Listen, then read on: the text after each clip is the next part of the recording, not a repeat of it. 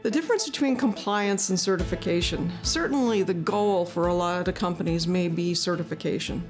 But in order to become certified, you have to make sure you are compliant to the standards in that certification.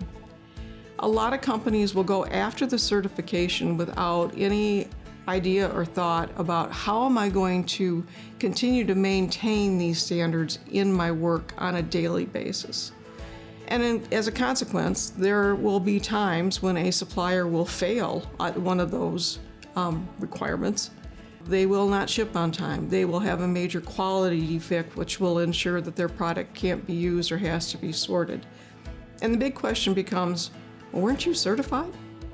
And so out of that comes the idea that really compliance is the more important thing. I need to make sure that my organization on a daily basis is compliant to the standards that I'm setting out to achieve certification for. If I do that, and if I make sure that compliance is king each and every day, I will make sure that those processes are in place that ensure I maintain that. So when it comes time to certify, it's just basically having a third party come in and check the box.